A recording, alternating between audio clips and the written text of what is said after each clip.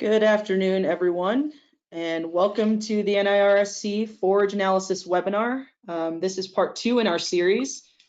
We are just going to give a couple of minutes for folks here to continue to attend before we introduce our speaker.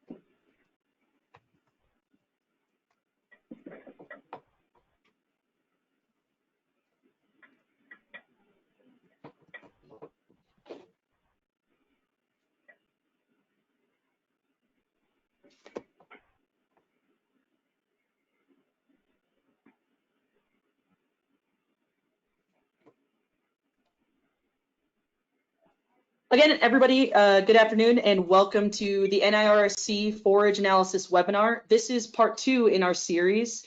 Today's topic will cover an overview of NIRS technology and its benefits in forage quality testing. My name is Rachel Glenister. I currently serve as the Vice President of the NIRS Forage Testing Consortium. Before I introduce our speaker, I wanted to mention that for those of you taking advantage of the ARPAS CEUs, this series as a whole is awarded 2 credits. There's 1 meeting listed for the whole series. It's currently up on the ARPAS website for members to report their CEUs. It's entitled NIRSC 2020 Live Webinar Series. Just a couple of different things. We are going to be hosting a Q&A session after the talk given. Please feel free to submit your questions to the question panel. We will address those at the end of the discussion. Without further ado, I am pleased to introduce Travis Roberts, our guest speaker today. Travis is the Quality and Technical Supervisor for SureTech Laboratories in Indianapolis, Indiana. He has a degree in analytical chemistry from Indiana State University. Travis has worked in the agricultural analysis industry for 20 years and is a co-inventor on 4 U.S. patents for specialty corn hybrids. He currently resides in Brownsburg, Indiana, with his wife and 3 children. Thank you for joining us, Travis. I'll turn it over to you. Okay, thank you, Rachel, and thank you for everybody online attending today. See, what we're going to go over today is try to, these objectives here, we're going to try to define NIR spectroscopy, and I'm going to go in a little bit of how NIR energy is absorbed and why particular substances have an NIR signature. I'm going to make a very high-level observation on how NIR spectra are turned into constituent predictions. I know that's something that always seems a bit mystifying, is how that squiggly line you see on the screen from a spectra actually turns into numbers. And I'm not going to get into the math on that, but it's more of a high-level observation and more of a qualitative analysis of that. And then I'm also going to highlight some of the many benefits of NIR analysis. So what is near-infrared spectroscopy? It uses the same principles as any secondary chemical analysis. So what we have here is a picture of an enzymatic starch assay. We prepare several solutions of a known starch concentration, and you measure the absorbance. And this is a test based on visible light, so it's very easy to see the difference between a sample to the far left that is 50 micrograms per milliliter of starch, compared to the far right where it's 250 micrograms. So you use that data to build a calibration curve, and then you look at your unknown. So there to the right, you see that unknown sample. It's pretty apparent that that sample is pretty close to that that middle cuvette, or the 150 micrograms per milliliter. So the principles of NIR are really essentially the same. You gather some information about some samples of known concentrations, and you scan a sample that is unknown, and you make a comparison of the unknown to the known to make some predictions about that unknown sample. So the way we do that is that instead of using visible light, which is like the test that we just looked at, we use radiation in that near infrared region. And just a reminder, the electromagnetic spectrum of where that near infrared is at. The region that we're most interested in is that region between 700 and 2500 nanometers, or between the visible and the infrared range. So the NIR light is shown onto the unknown sample, and the light interacts with the sample, and we're going to talk a little bit more about that in just a minute. And then that is calculated into a nutritional value. So this is a very simple depiction of an NIR instrument, but this is really basically how an NIR instrument works. You have a light source or a lamp, and it goes through a filter, and that filter filters out all the wavelengths that you're not interested in, and it allows to scan the sample with just that near infrared region. And as that near infrared energy hits that sample, that energy at each particular wavelength is either absorbed or reflected. And that which is reflected is picked up by a detector, and that's what produces that spectra that several of us are used to seeing. Any compound that has a covalent bond will have some sort of NIR signature, which is most of the things that we're looking for example, in forages. So that would be things like fats, proteins, water, sugars, as well as a long list of other substances.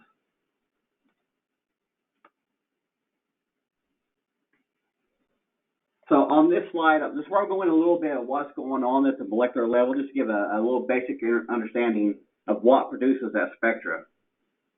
When you think about a molecule, and we can imagine this being really any molecule, say like an ethyl group, where the yellow atom is a carbon and the blue are hydrogens. There's all kinds of molecular motion going on. And this graphic depicts 6 different types of molecular motion. What those really are is not important.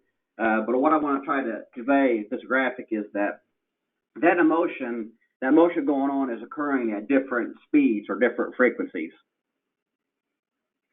And as the near-infrared radiation hits that molecule, if the frequency of that near-infrared radiation matches the frequency of the molecular motion, the molecule will absorb that NIR energy. If it doesn't, it will reflect it.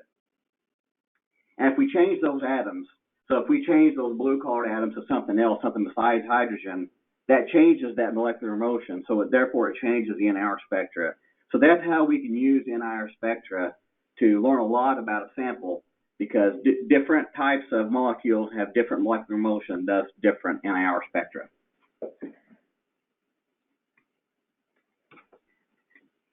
So the reflectance or absorption of a test sample is mathematically compared to the spectra of the reference samples. Again, this is a secondary method, much like the enzymatic starch analysis we talked about earlier.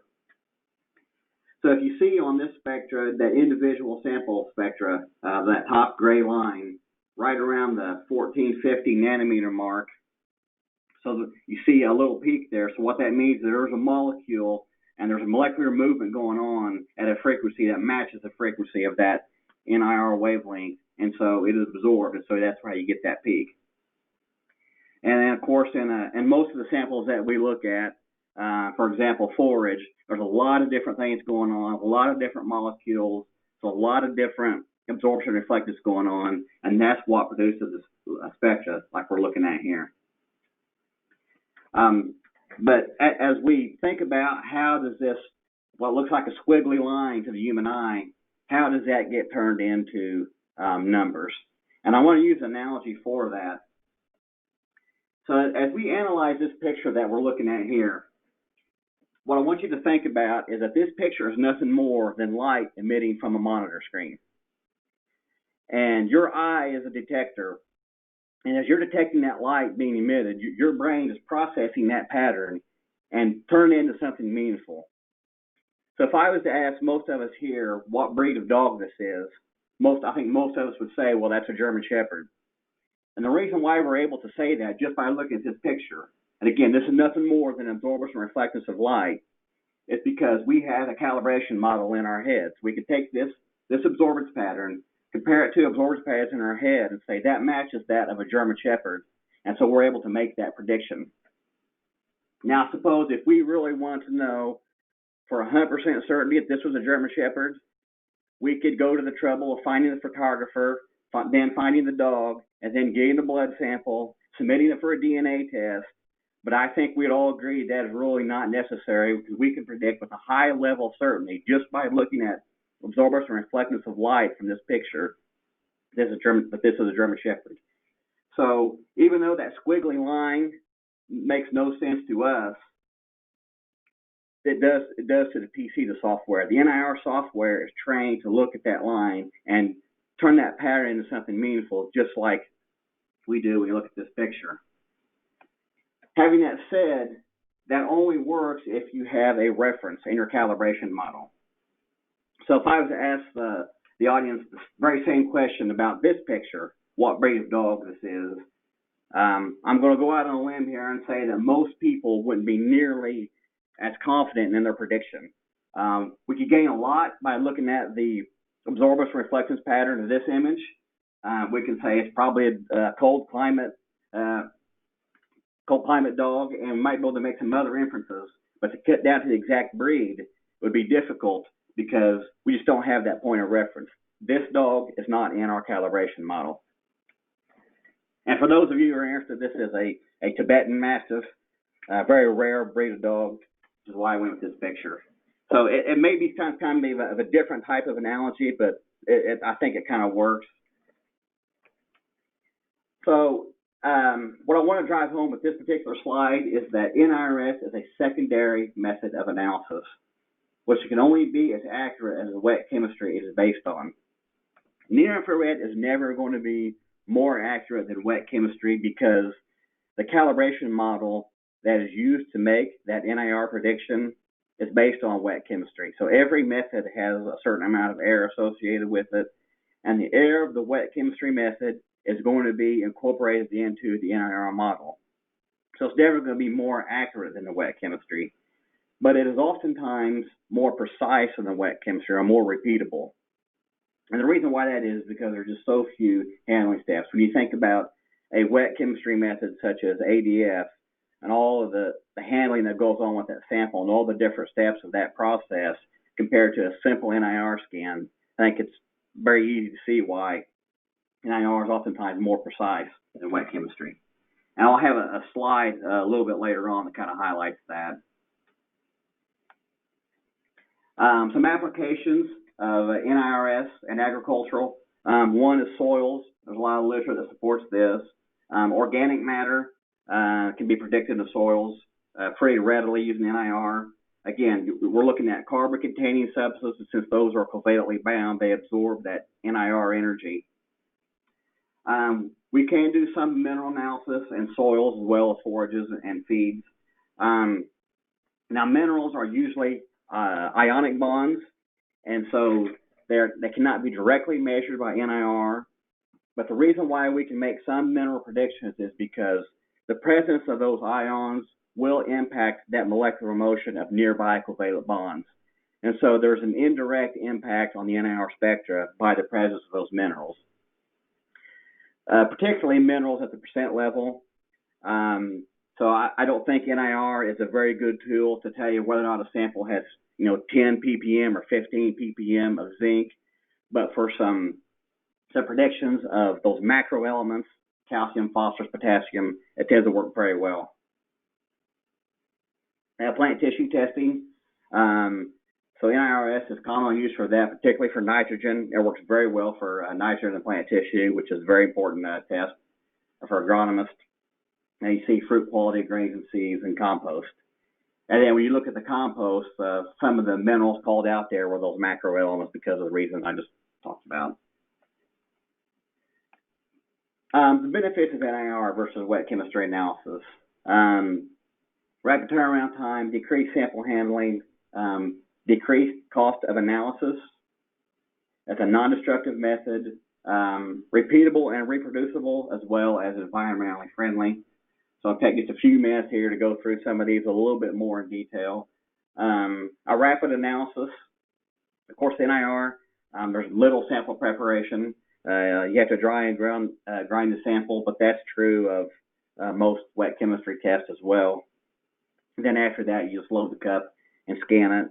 A typical scan is anywhere between 30 seconds and 3 minutes, but it's, in most applications, it's usually closer to that 30-second mark. So sample handling, post-drying, and grinding. So this gets back to that precision factor we talked about, all the handling steps. So if you take a sample, and if we were to run wet chemistry on that sample and run all these constituents, and let's say, just for argument's sake, there's one person doing that, it would take them 13.6 days to analyze that sample for all these constituents, and there would be 179 handling events. So what that basically means is there's 179 chances of something going wrong.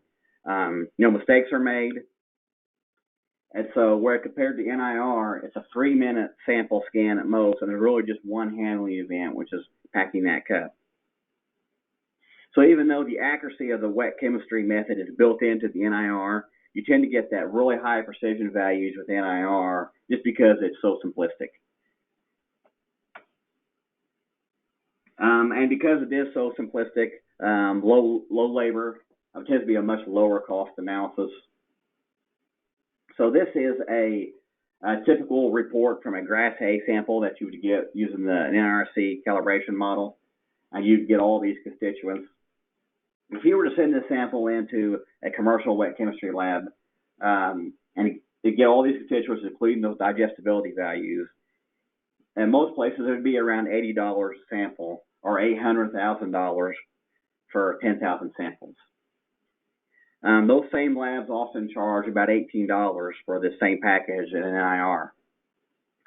So that's $18 a sample or $180,000 for 10,000 samples. So again, it's just a much lower cost of analysis. And I think this is interesting to point out. For an NIRC member, if they scan 20,000 samples on that calibration model in a year, and you take that $4,100 membership fee, divide it by 20,000, that's 21 cents a sample for the NIRC portion. Now, obviously, there are other costs associated with that, the instrument maintenance, and labor. But the NIRC portion of that cost is 21 cents a sample, and I think most people would agree that's really high value. Some non-destructive method. This is probably not a huge benefit to commercial labs who tend to get in a lot of samples and usually have a pretty large sample size. But in a research setting, this can be a very significant benefit if you have very small samples and that you need to retain those samples. So obviously you can just dry and grind that sample, you can scan it on the NIR, and then you can recapture that sample for a retained sample. So I want to put some numbers on the repeatability and reproducibility. There's going to be another webinar on Tuesday to talk more about this, but we're going to touch on just a little bit here. This is a standard deviation of typical wet chemistry methods compared to the standard deviation of NIRS. So if you look at that top line, crude protein, you see a standard deviation of 0.33, and that's probably pretty typical. It may be a little bit lower than that sometimes, depending on sample type, but that's very, very close to typical for crude protein, where you see the NIRS standard deviation is only 0.05. And again, this goes back to those handling steps. It's just very easy to repeatably pack a cup and scan on the NIR. ADF and NDF are a bit more complex wet chemistry methods than crude protein, so the standard deviation is a little bit higher. And some of that variation will also be in the NIRS model. So the NIRS standard deviation for ADF and NDF is a little higher than what it is for crude protein. Still, it's about half of what you typically see, half or less, which you typically see in wet chemistry. And then ash and fat. It's environmentally friendly. So you can do an NIR scan with no chemicals, no solvents. Obviously, it's safer for the operator. And no hazardous waste to dispose of, which is not only safer and more environmentally friendly, but also contributes to that low cost of analysis. Okay, if anybody would like to reach out to the NRSC with any questions, this is the NRSC Executive Director, contact information, email and phone number. And then just want to remind everybody on the call, we do have a webinar coming up on Tuesday. We're going to talk about repeatability and reproducibility. I just touched on that just a little bit here today, but we'll be go more in-depth look at that on Tuesday. So I hope everybody at least learn a little bit more about NIR and how it works. It's not just a black box that spits out data. There actually is a lot of science that goes into it, and I hope I was able to shed a little light on that today. So I think we are ready to take some questions.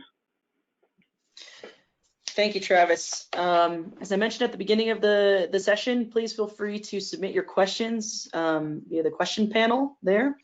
A couple that we received here. Here's one.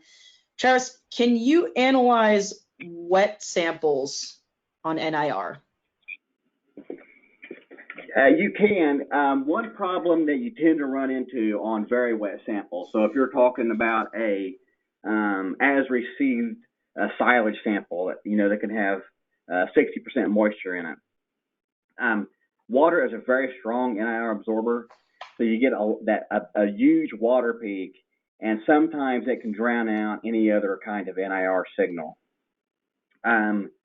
If you're very diligent about building that into a calibration model, it may be possible, but it's a steep hill to climb. So I think the short answer to that question is yes. The long answer is yes, but it's extremely difficult, which is why the NRSC models are all built around dry ground sample. The preferred dry matter value for a forage sample on the NRSC, scanned on the NRSC equation, is between 94 and 97% dry matter. And again, that's the region where you get that water peak down, you get the absorbance down enough that you can actually start to see some of the other things going on in that NIR signature. Okay. Another question here. Can you accurately calibrate NIR for determining urea or non-protein nitrogen added to total mixed rations? Yeah, as a matter of fact, a lot of manufacturers used to have a urea check cell. I think most of them going to some kind of talc now. Rachel, you might actually be able to answer that better than I can, but yeah, it is possible. It's something that we haven't done a lot of here, but again, I know those ureas are used as check cells to check that NIR, so I know it's possible. That's right. It does have a signature in the NIR spectrum. Okay, another one. Do different NIR devices result in different NIR signatures? Yeah, the answer to that is going to be yes, but you can account for that at least to a certain extent. So there's all kinds of things around NIR standardization, and there's also a process called inoculation. And what that basically means is that if you have an instrument which you have built a calibration model using that instrument, and now you want to add some spectra from a new instrument, let's just throw a number out there. Let's just say you have 5,000 samples in your calibration model.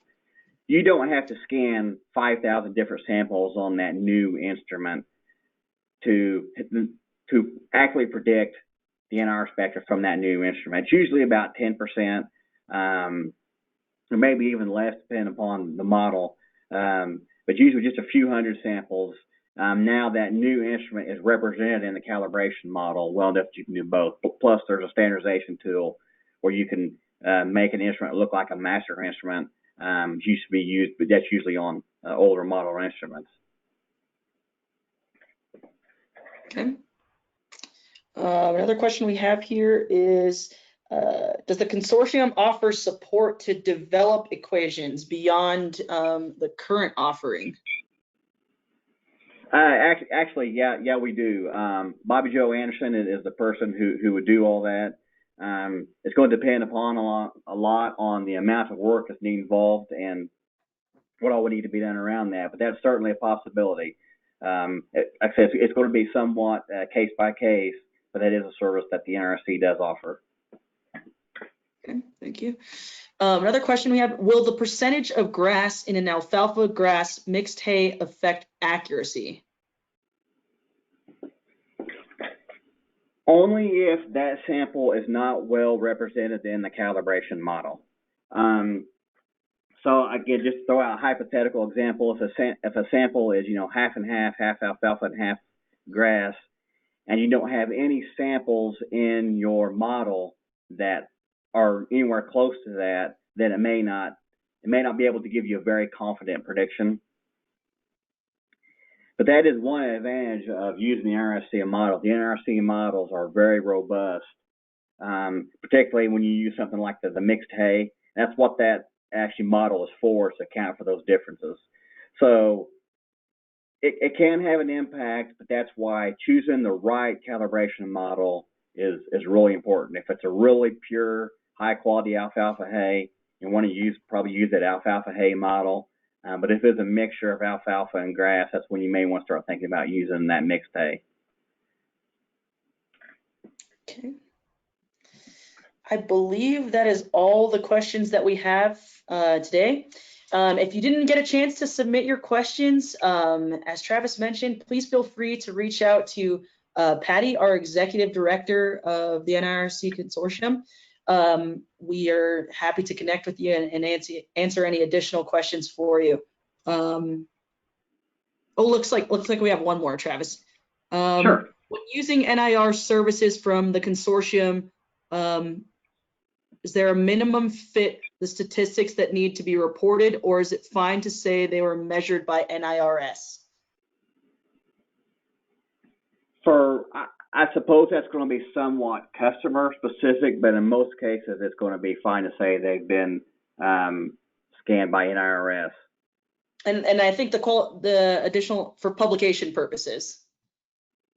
Oh, that I can't speak to. I mean, I think you would at least want to. Obviously, you would quote the NRS. That was the NRC calibration model.